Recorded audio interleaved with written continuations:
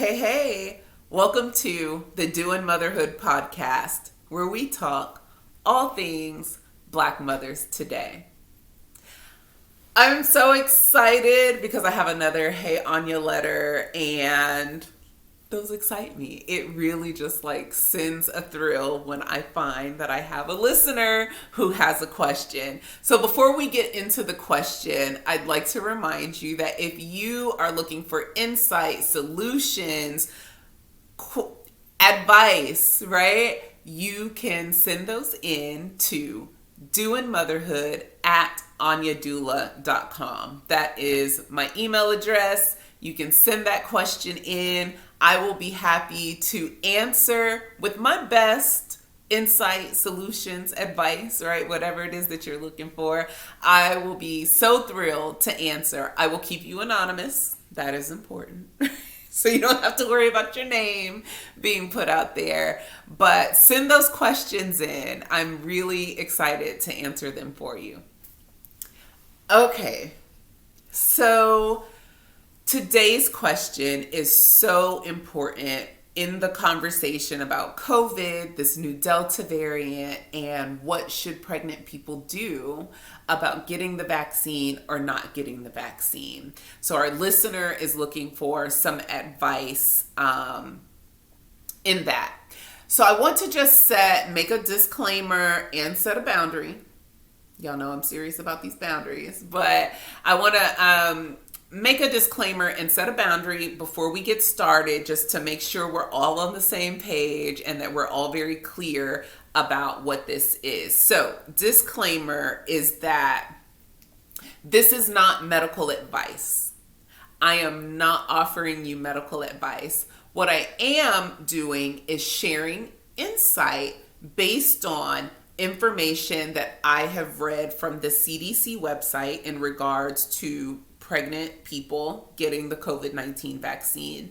And in that website, the link took me to the New England Journal of Medicine. And so there's a study there that helps the CDC put together this information, right? So I'm just kind of condensing this information. And again, I am not telling you that you should receive the COVID vaccine. I'm not telling you that you should not receive the vaccine. What this is an attempt to put the information in a way that helps you decide what is going to be best for you and your family, right? So just helping you understand how you can make the decision, right? The path to the decision that you have to make. That's what this video is doing. You, of course, should be having this conversation with your primary care provider, whether that is your doctor or your midwife, or if there's a nurse practitioner who's taking care of you during your pregnancy. Have that conversation with them. I don't have your medical record. They have your medical record. So when it comes to what is specifically best for you, you need to have that conversation with your medical provider. So that's the disclaimer. This is not medical advice. Second, the boundary. The boundary is that this is not a place, in the comment section, this is not a place for you to have debates and arguments about if the COVID-19 vaccine is good, if it's bad, if it's effective, if it's not effective. This isn't a space for debates and arguments and mommy wars. We don't do that over here. We don't do that over here. Okay? So if you have information that will be helpful to others, you may share. If you think you're going to come here to argue and debate and cause a lot of chaos and discontent, you're not welcome. You're not welcome to leave those opinions or remarks below. And if you do, you will be removed from this page. It's what we do here, okay? So If you are a medical professional, if you are a scientist or researcher, and there is something that I need to be corrected on, or you have better information or more recent information, by all means, please do share it with us.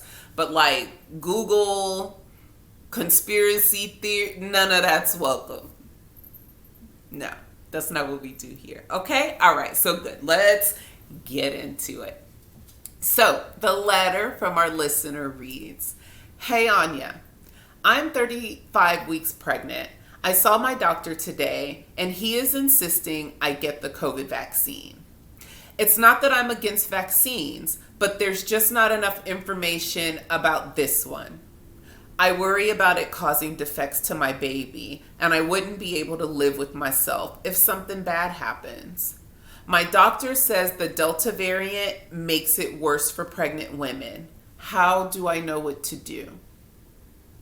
So this is obviously a very important question to answer. It's also a difficult question to answer because the truth of the matter is that we just don't have enough information. There's not enough information because there have not been very many pregnant people who have opted into the vaccine for scientists and researchers to put together this comprehensive study, right? And so they're giving us what little information they do have. But what I can tell you is there's not a conclusive, yes, this vaccine is safe for pregnant people. We don't have that yet. And we don't have that yet because they just haven't had enough people to compile that information.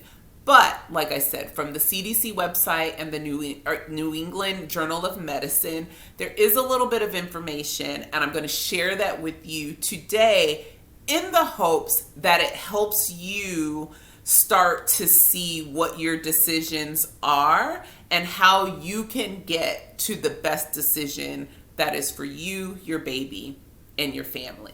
So, this is what we know.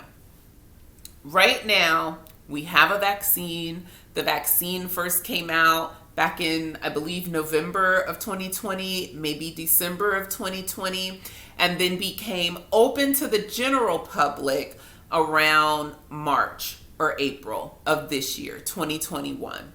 And so what we know at this moment is that people who have been, we know that it has been mostly effective, right? So those people who have received the COVID-19 vaccine either have not contracted COVID-19. Now, it's not 100%.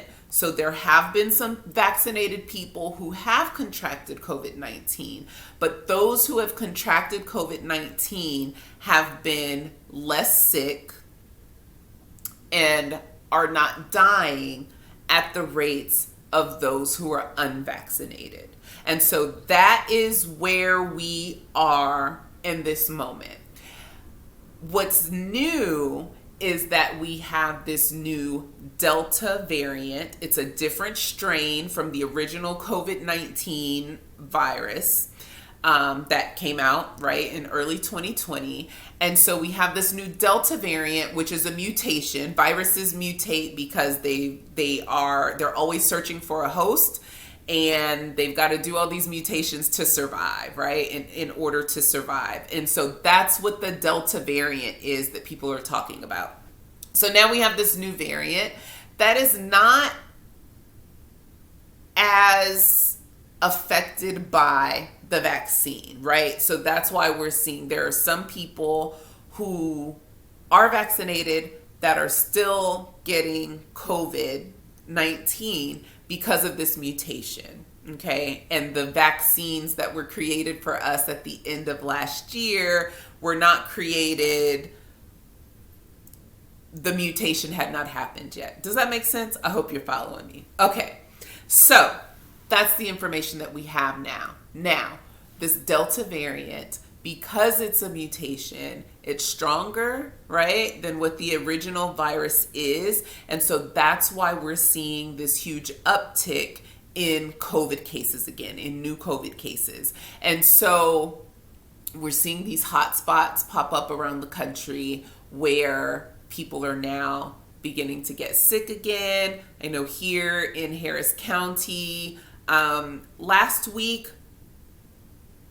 or maybe even the week before, we were elevated back to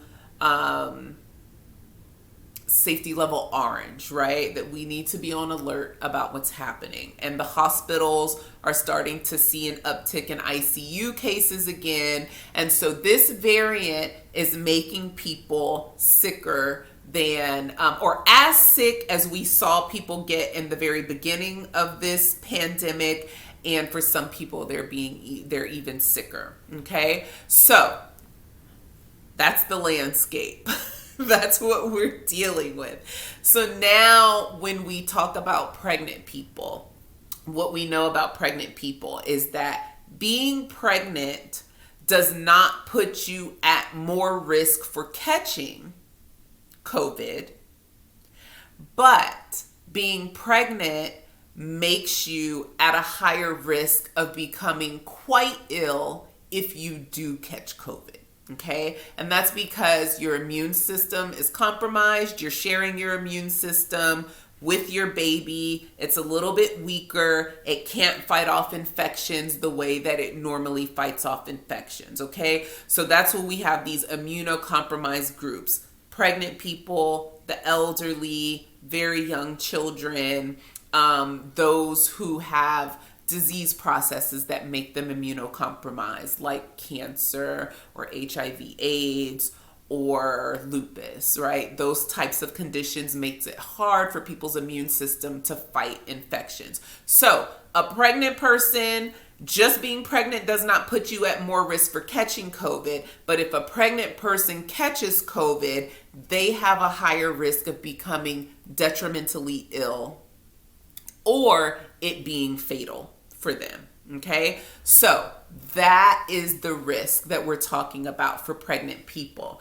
So you don't have a conclusive, yes, this is 100% safe for your baby.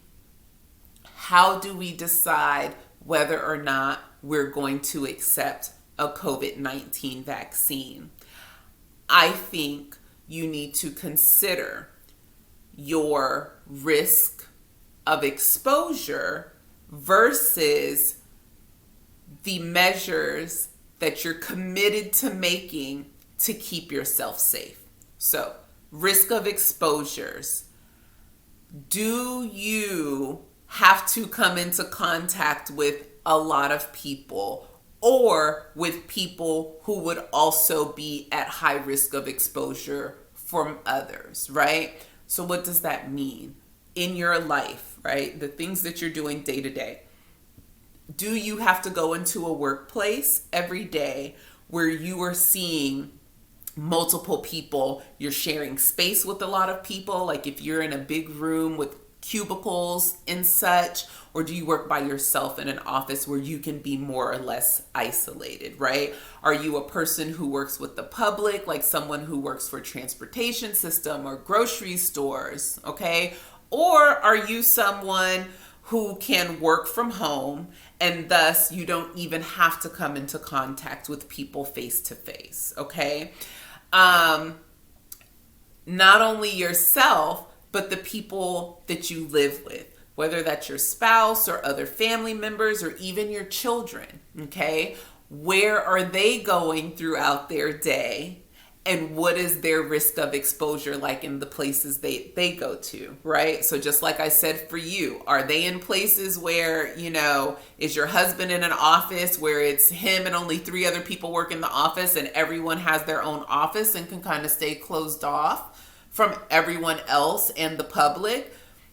You might have, that's a lower risk of exposure than someone who's working in a grocery store. And if, I live in good old Texas and everything's wide open, which means there's no mask mandate, which means people are very free to walk into the grocery stores now without wearing masks, without proving that they're vaccinated or any of that. right? And so a person who's working at a grocery store has a much higher risk of exposure than the person who works in a, like a 3-person office and everyone can isolate in their own offices. So that's what you need to consider about yourself and the people in your home. How well can you isolate away from the public and reduce that risk of exposure from other people? You also need to be considerate of the fact that even though you and the people in your household may be doing everything possible to keep yourself safe, the people that you may come in contact with may not be doing the same thing. And so, again, conversations need to be had, and also sometimes there's no conversation to be had. If you have to catch the bus every day, you have to catch the bus every day. You're exposed to a lot of people. If you work in a grocery store or you work at any other place where you have an influx of people in and out and you have no idea who these people are and how they carry on their life outside of your presence in that moment, right? That's going to be a higher risk of exposure. So there's that. Also, what are you doing all of the things? Are you yourself wearing a mask when you go out into public? And I would add, I can't tell others what to do, but if I were a pregnant person, I might even double up my mask if I'm going somewhere like a grocery store, right? Or hopefully, or avoid the grocery store and do the curbside service or have it delivered, right?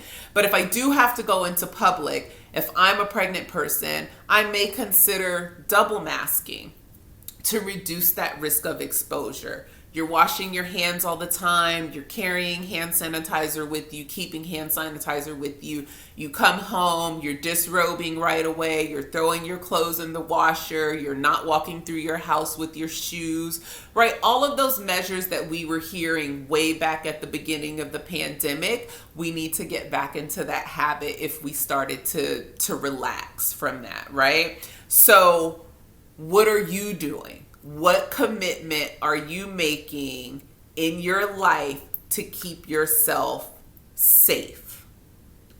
When you do, or if you do, go to other places where there are other people, are you going where there's minimal people, right? Maybe there's a family gathering and you'll go if there's only 5 or 6 people at this gathering. You may not go, you don't want to go if it's a 200-person gathering, right? Because obviously your risk goes up. You don't know what 200 people are doing. You might have a good idea of what the 5 people in your family are doing, right?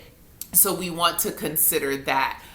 If you are going out to restaurants or cafes, right, into stores, are you going and only hanging out outside on the patio at our restaurants and cafes, right? If you're going into stores, are you being mindful of how many people are in this store, right? Is the store monitoring the amount of people who can come and enter at a time to try to keep things safe, or is it a free-for-all and open, okay? So these are the things you need to think about, like, what am I doing? What is my commitment level to staying safe? How am I behaving? How are the people who are around me behaving so that I can be assured that my risk of exposure stays low? And so at that point, right, you might consider that if you can keep all of those things in check, if you can still strictly isolate in your home, you might think to yourself, it's best that I still wait until after I have the baby to get the vaccine if your concern is about the safety in this vaccine, right? Being that we don't have FDA approval yet at this point. So this is what the data is showing us in terms of the safety of this vaccine for pregnant people. So what we know, for one, it's a very small number of people that they were able to gather in this study, but they are collecting more information. There's now a registry that pregnant people can sign up for if they do choose to receive the vaccine, so that information can get back to these researchers so that we can put this in, so they can put this information together, right? I'm just relaying it. I'm not a part of it. So what they are telling us is they have a very small number of people that they've been able to track who have gotten the vaccine in pregnancy. So follow me here. I'm going to try to just follow me. So in that number of people, about 40,000 pregnant people that have received the vaccine, 13% of that population has had pregnancy loss. 86% of that population have not. Now, that is the same number, right? That ratio of about 86 to 13%. 86 who have carried through a pregnancy, 13% of pregnant people who experienced a pregnancy loss. This is the same number that we would expect if there were no pandemic at all right now. So that's the first thing. Have people experienced pregnancy loss? Yes, but people also experienced pregnancy loss prior to the pandemic. And these numbers don't look any different than what we know of pregnant people experiencing loss versus carrying through a full-term pregnancy when we did not have a pandemic. So the numbers look the same, okay? That would tell us that this vaccine is probably not making a huge difference, or is not having a lot of adverse effects, right, on pregnancy. Now, of those who continued with a full-term pregnancy, most of them received their vaccine in the third trimester. And so that leads us to believe that it might be safer to wait until your third trimester to receive the vaccine. With the little information that we have, okay? So again, this is not a sweeping, yes, it's safe. It's not a sweeping, no, it's completely unsafe. This is saying that of those people that we've seen who are pregnant and who have received the vaccine thus far, we're not seeing any more adverse effects than we would have seen on the population of pregnant people prior to there being a pandemic. That's number one.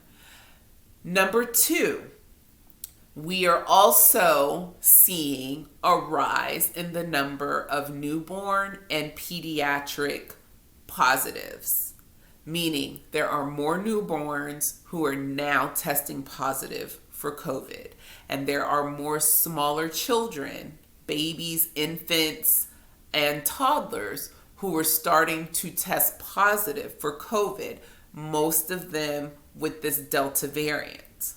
And so the other consideration that we need to take into account is that what we're seeing from the vaccine is that these antibodies, once mother has it, the antibodies are passed on to the baby, the newborn baby, from being born, right? It's in her system, so the baby's getting it, and also from breast milk. And so we're seeing that those babies who are born to or have parents who have received the vaccine are faring better, meaning, again, they're either not getting sick with COVID at all, or even if they are contracting COVID, they are experiencing very mild, minimal symptoms. Those who are not, whose parents are not vaccinated or did not have the vaccine, we're seeing that those children are sicker. And so that's just another consideration, right? That like, is this vaccine harmful to babies? So far, we haven't seen that it's harmful, but we have seen the benefit that for parents who have had the vaccine, that the baby or the children are also experiencing like some secondhand immunity that's being passed on from mother to child, from parent to child. And so that's what you have to consider. These are the decisions you have to make. Am I in a place where if I don't think it's safe for me to get the vaccine at this time while I'm pregnant, can I continue or can I commit to making the lifestyle changes that keep me safe? So, can I talk to my employer about working from home if I'm going to an office, but this is work that can be done from home, so that for the remainder of my pregnancy, I don't have any unnecessary exposure, right? Is that a possibility for you? If that is not a possibility for you, are you doing all of the other things that we talked about earlier, right? Social distancing, wearing your mask, even double masking, right? Only going to places that you have to be, right? But even if it's, if you need listen, we've been in this COVID thing for a really long time, right? So COVID fatigue is real.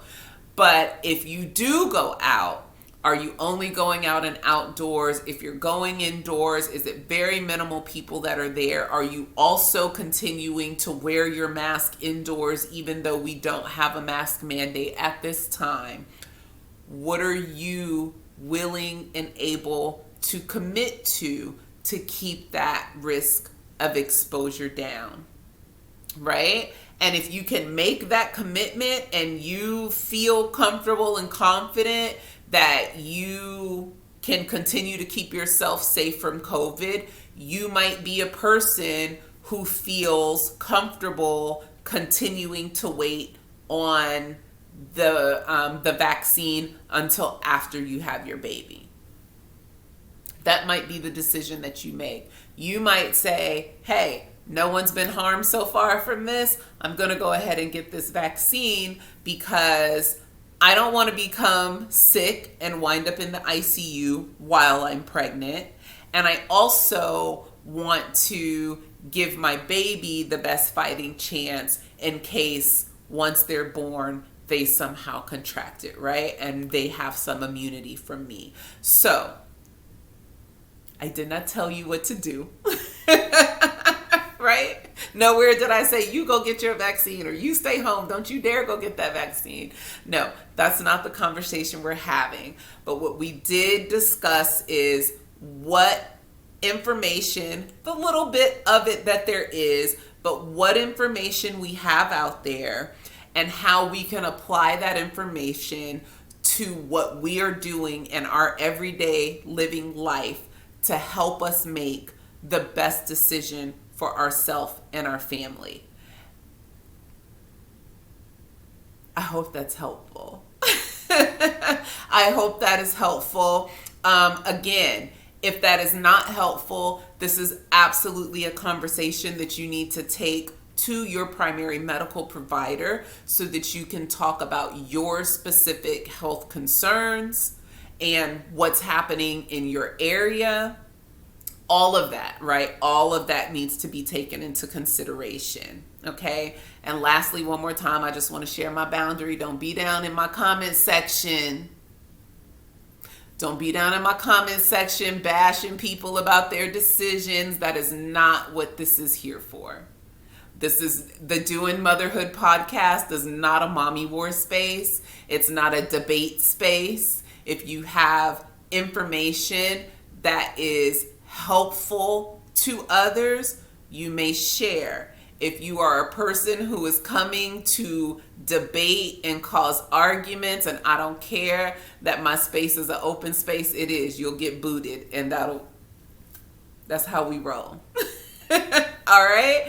So I appreciate you. Thank you for listening. Again, if you would like to ask questions and have your questions answered here on the Doing Motherhood podcast, please send those letters in so I can just get all excited. I get so excited. Send those letters into doingmotherhood@anyadoula.com. That is the email for the podcast. So send those letters in. I'll be happy to share and answer your questions. And that's it. I hope you have a wonderful rest of your day.